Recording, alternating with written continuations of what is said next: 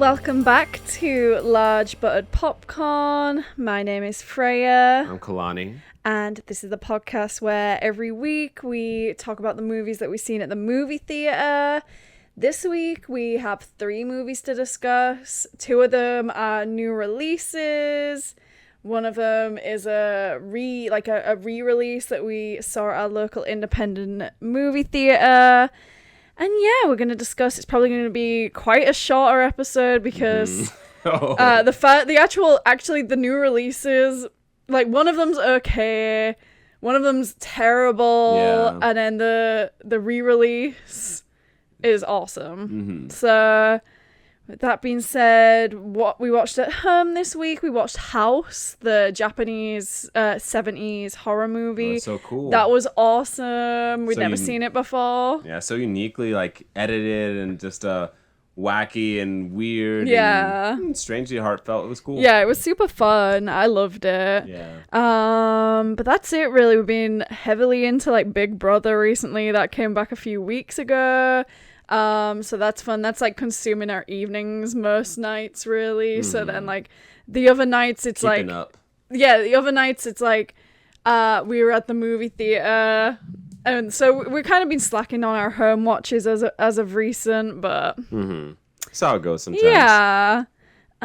With that being said, I think we can just jump straight into it unless you've got anything else you want to add. Nah, not particularly. Okay, we'll jump straight in. Okay, starting off this week, we went to the AMC Scream Unseen, and this week it was Ice Cream Man, directed by Eli Roth. Yeah.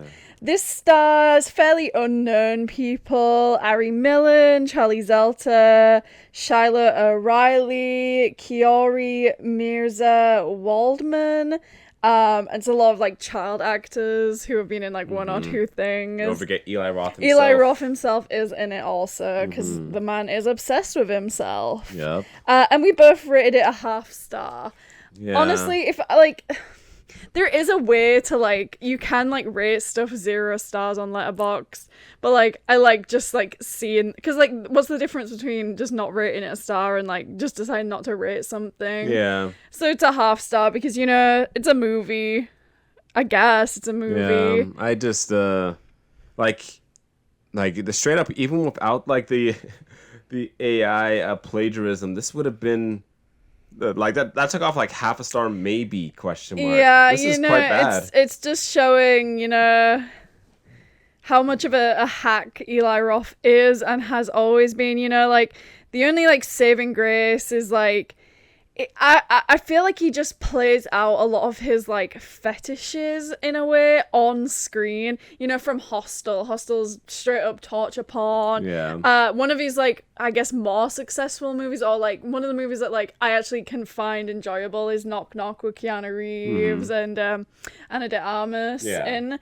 But also that's also kind of like low-key just like fetishistic as well, like, you know, the whole like threesome with 2 young women, but it's like weird. So then it feels weird to like, and this isn't like any allegations or anything, but like it feels weird to then include children heavily in one of your movies. This movie is especially with there's jokes in this movie that he himself tells about like finding teenage girls attractive.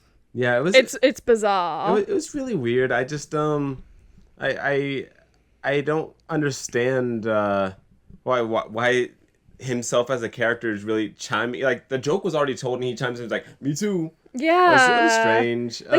Yeah, it's funny to have like the young kid in the movie like be like, "Ooh, I want to go to a water park with a bunch of teenage girls in bikinis." Yeah. Because, you know, he's like the younger brother. But, like, to then have, like, Eli Roth's character, who's, like, he's playing the dad of this family, to then, like, reiterate the point of the joke is like, okay, no, like, you're a weirdo. You wrote this into the story. Yeah. And you wrote it for yourself to tell this joke. So, yeah, Eli Roth is just, I don't... And then, funnily enough, usually I love when the director does a little intro for the Scream Unseen or something. It's like, man, this one, it happened...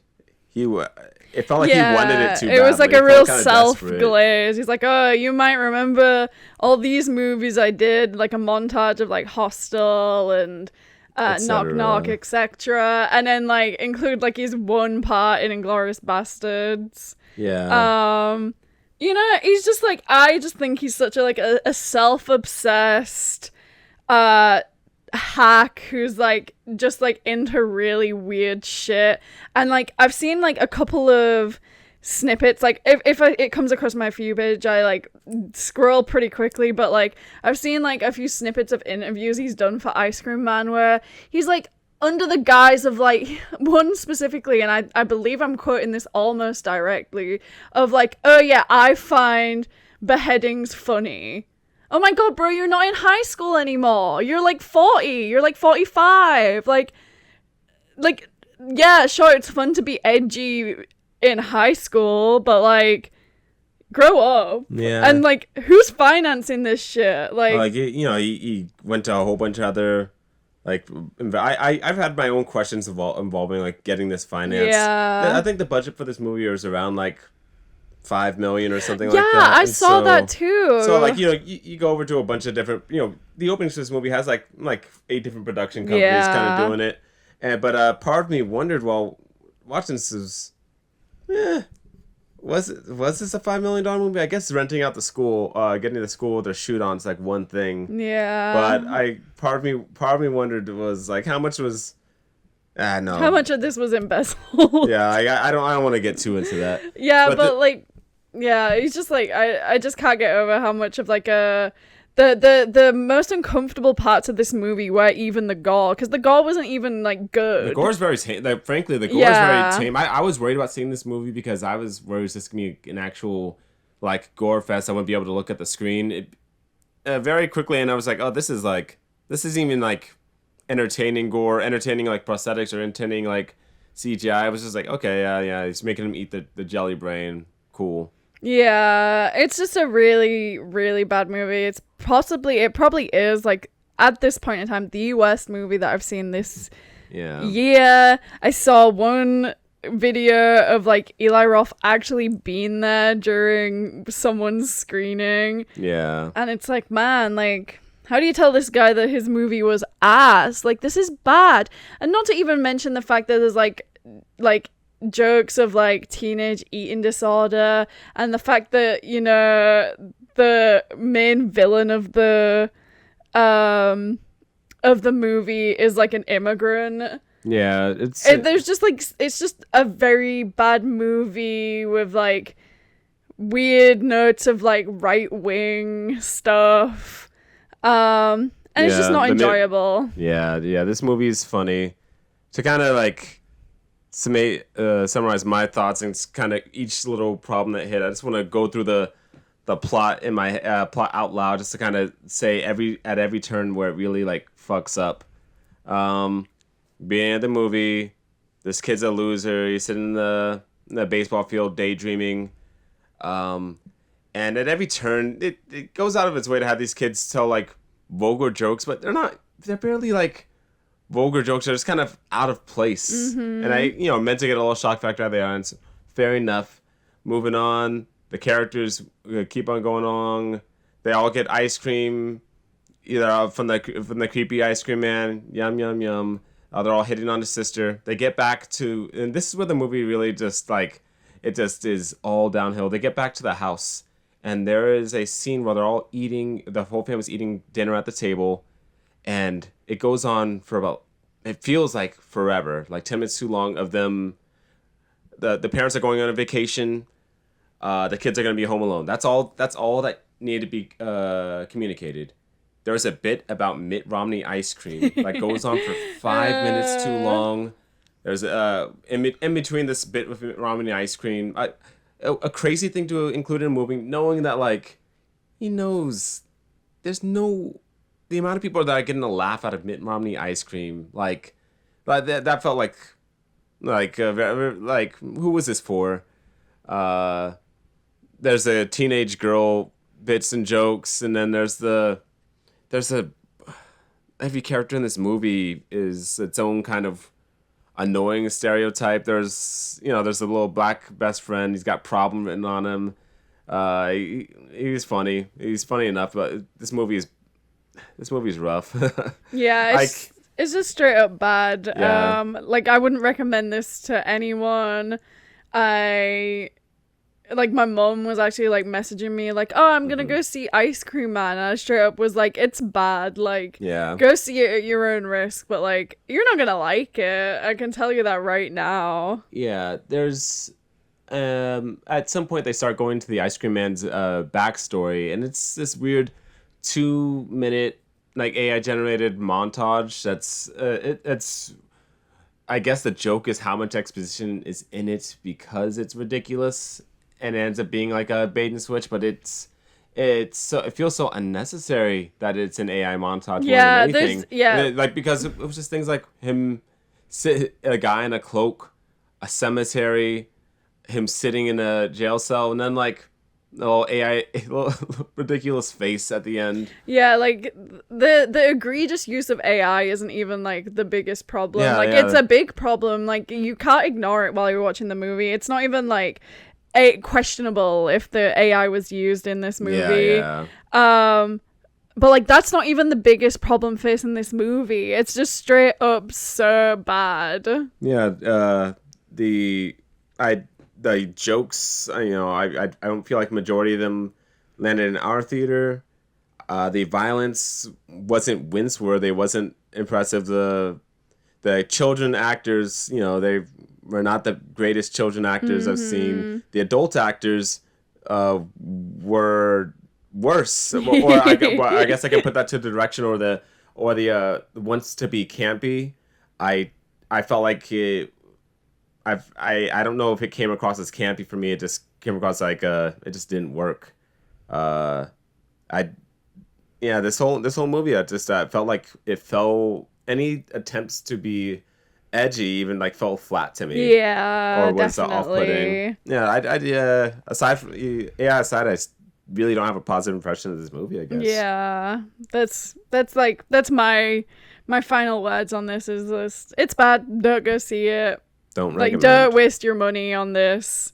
Yeah, it's bad. Don't even like be curious to see how bad it is, because you'll just be disappointed because it's not like funny bad. It's just bad. Yeah, it's pretty rough. Next, we are going to discuss Sheep in the Box. This is directed by Hirokazu Koreeda, and it stars Haruka Ayase, Daigo Yamamoto, and Kuwaki Rimu.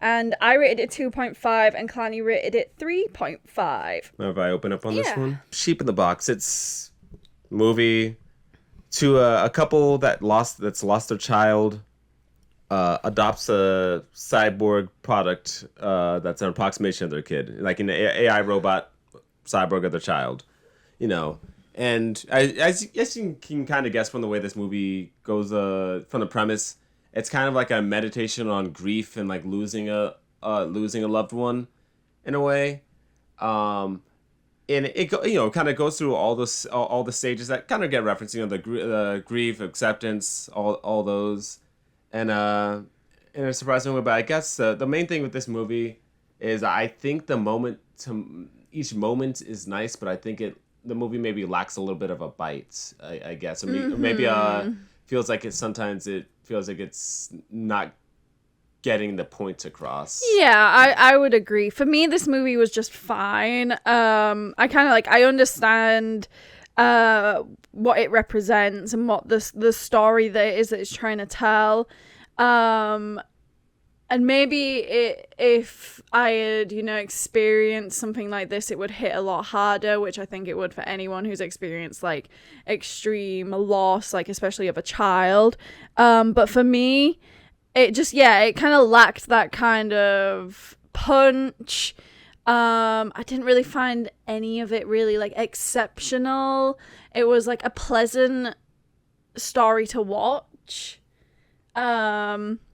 But yeah, apart from that, it's kind of just not really very memorable for me, unfortunately. Yeah, I really enjoyed the moments of it, and I think I definitely had a more positive impression overall. But I know exactly what you mean. I guess if I had to think of a movie that this feels most similar to me, it's probably maybe slightly more somber. Ghibli film, at least the Ghibli films I've seen. Yeah, I would agree. Yeah. Comes across like feels very very like Kiki's Delivery Service in the fact that it kind of feels like it's more of a vibe more than about a huge climax a little bit. Yeah. And like Kiki is about relying on others and needing a hand to get to where you want to be or who you want to be. This one's just about the grief of losing a kid and the coping mechanisms that people come up with. And it doesn't, it's not saying anything is even necessarily wrong. It's just kind of giving this is how it is to be like this sometimes. And I enjoyed it. I think I'll overall I'll remember it when it comes down when 6 months from now. I think I'll remember I have seen it, but I don't think it was missing what it needed to be more, I think. But I liked it.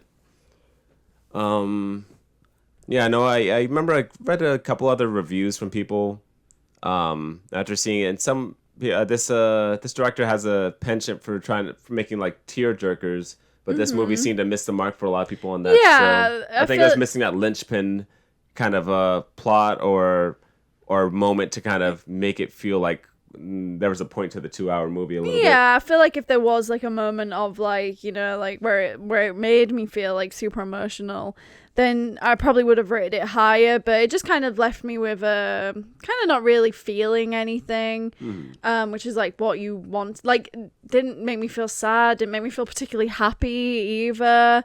So yeah, it kind of, that's my critique of it, and that's why I'm leaving it at 2.5.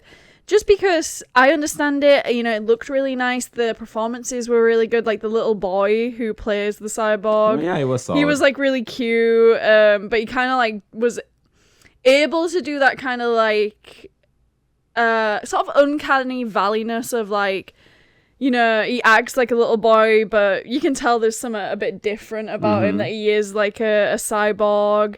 Or a robot, a humanoid, as they say in the movie. Yeah. And I enjoyed the relationship between the mum and the dad. You could tell that sort of this loss of a child did cause somewhat of a rift between them. And there's distance. Yeah, there is like this distance and sort of unspoken words between them that affects them both. But yeah, at the end of the day, it was just a fine movie. I enjoyed watching it, but it's just not very memorable for me. Next, we are going to talk about In the Mouth of Madness from 1994. This is directed by John Carpenter, and it stars Sam Neill, Julie Carmen, Jürgen Prochnow, and David Warner, and others. And I rated it 4, and Kalani rated it a 4.5. So we went to go see this at SunRay Cinema. We've been previously going for their Stanley Kubrick series, and they've just started doing a series in memory of Sam Neill, who died recently. And this was the first one that we've seen. And yeah, this movie was really, really good. This movie was awesome. Do you want to take it from there? In the Mouth of Madness follows Sam Neill's character. He's kind of a private detective that does fraud and loan investigations for different companies, like insurance fraud and such. And one day he kind of gets commissioned to, well, first he gets attacked by a random axe-wielding maniac who, upon breaking the window, asked, "Do you read Sutter Kane?" and was shot before his eyes. The next day he's contracted by that man by a publishing company for a book for that author, who informs him that the man that was killed in front of him was the author's editor. And so this author's gone missing. So they contract Sam Neill's character to investigate this. And Sam Neill is kind of like, is this insurance fraud? Is this real? He's a real skeptic. That's a big part of his character. So he goes along with the author's editor to investigate this town. And as they travel there, strange things begin to happen. They start to question reality. It's crazy. It's a crazy wild ride, and it's super cool. And yeah, that's a basic synopsis. This movie, I think this movie is so sick. The different it was ways really, it kind really of good. displayed this like surreal kind of psychological horror. Yeah. Yeah. Yeah, I didn't know what to expect going into it. I know obviously The Thing is like an awesome movie, so I enjoy John Carpenter's stuff. But I just didn't know what to expect going into this. I hadn't really heard much about it. Mm-hmm. And yeah, it's just like super, psychological, and it like deals with all this like surrealism and it's fiction, reality, versus fiction, reality, and also like has like themes of like religion in it, which is like really cool. It has like some great like great, I can't remember the word. Practical, there we go. Yeah. Some like great practical effects, like the little like demon monster things that are like in the movie is awesome. Some fun CGI effects very like too. Very reminiscent of The Thing, the kind of style of these monsters are. Yeah. I wish I could articulate my feelings on this a little better, but I think this I'm a sucker for any movie that has a whole meta narrative thing going on.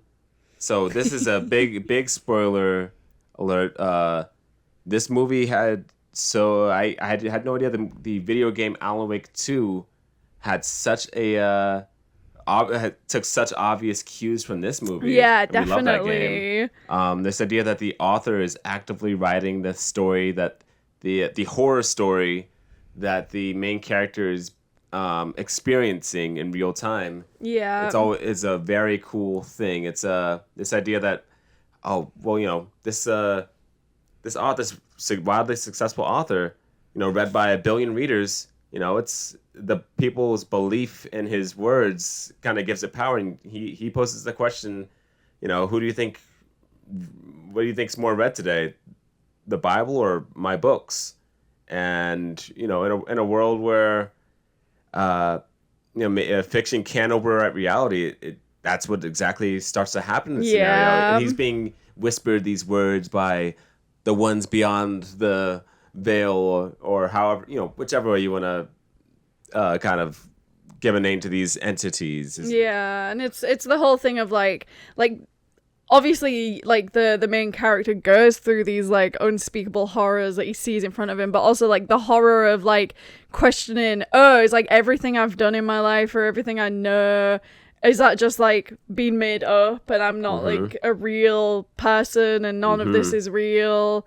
And that's like probably the scariest thought of all of it. Is he even he's forced to question his own existence. Yeah. So the movie, I think, starts a little slow, then is really good for about an hour, and then the last 30 minutes is like mind-bendingly awesome, I think, where it's like, oh my goodness, what a cool way to wrap this up, because the way the narrative goes, you're almost jumping in time and also just confusion with the main character, to the point where like one of the last scenes is in a theater, but this is a movie about this author and his book he's writing, and one of my favorite moments is when he asks, what about people that don't read books?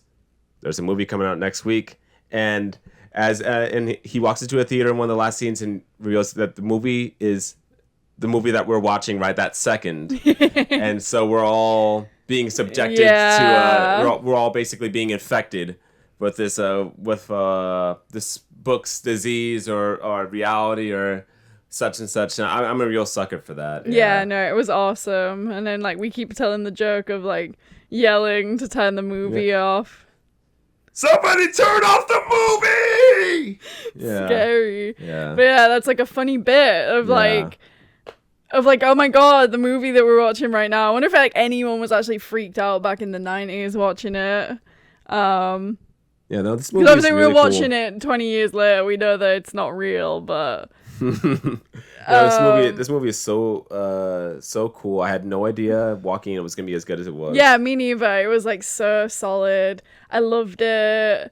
I just thought it was really cool. It's funny because even like little nitpicks, I I had in the middle of watching it kind of low key get like lampshade or kind of answered by the reveal of the narrative. Like I had the thought that the editor woman when she's first introduced, it was like, why is she doing all like licking the pen, doing all that? Yeah. And when it could be the author just thought it would make the book sell better. The author thought like it was just kind of like readers would like it better if she was just kind of flirting for no reason. Yeah, definitely. And I think it coming from someone that lives in a post Alan Wake 2 world, I buy that answer. I fuck with it. I think it's so cool. Yeah, no, it was awesome. Like, definitely, like, find wherever you can watch this movie, you know, rent it, whatever. But, like, definitely check this movie out because it's awesome. And I'm super looking forward to seeing the rest of, you know, the Sam Neill movies. Very cool. Anything else that you had in mind for this one? I don't think so. Let me think really quick. I even love that, like, at first it seems like he's an outsider in the book, and then he becomes and it's revealed like he's basically the main character. Yeah, it's so cool. It's so cool. I also love right at the opening title, like the title sequence for the movie is the previous book being printed, and then it says like in the corner like coming soon in the mouth of madness. Yep. And then so it's basically like from right at the beginning we're then just seeing the new book being written. We're seeing it. The movie is the act of the book being written. It's so cool. Yeah, it's really really cool. Like and like Alan Wake. Yeah, it's so cool. Yeah, I love this movie. Yeah. Why is it only a 4-star for you? I think like the slowness of it in the beginning kind of like got to me a bit. But yeah, it was really good. Yeah. Like probably upon a rewatch it could go up, but cool. I just really liked it. Awesome. And, like, but not enough for it to be like life changing. No, I was just curious. Yeah. Awesome. Was it not a 5-star for you? Maybe just time. Yeah. Maybe I just need to sit on it for longer. Well, yeah. No, I really fucked with. If anything, it really is just the. I'd have to think about it more, but maybe the performances at times maybe seemed a little hokey, but maybe that was the point. But it's the kind of thing I feel like I actually could only digest on a rewatch. Honestly. Yeah. Okay. What have we got on the docket for next week? So we have a mystery movie at AMC. Word on the street is that it's probably A24's Tony, directed by Matt Johnson, starring Dominic Sessa. Kind of fingers crossed it is. Then on Thursday we have End of Oak Street, starring Anne Hathaway and Ewan McGregor. Then Friday we got the Train to Busan 10th is it 10th or 15th anniversary? Well, the anniversary showing for a Train to Busan, a South Korean movie about a zombie outbreak. I watched it before Freya. I think it's very, very good. So we're looking forward to that. Then on Saturday we have Possession, another next movie in the Sam Neill series. Very excited to see it. I've never seen it. Excited. I have seen it. Yes, and Freya has seen it. Then, depending on when we film, but from the next podcast, but on Sunday we've got Six the Musical. I think The Wrong Girls, and then we kind of have an open third slot, but we might kind of save that for another week. Yeah. All right. Yeah. Thank you so much for watching. I know this was a bit of a shorter episode, but we're gonna pick things up again. Hopefully we'll have a few more movies to talk about next week. That's the plan. This has been Large Buttered Popcorn. Thank you so much for watching. Let us know in the comments what you think of the movies we discussed today, and let us know any movies that you think we should check out. Like and subscribe, and we will see you next week. All right. Bye. Shaka.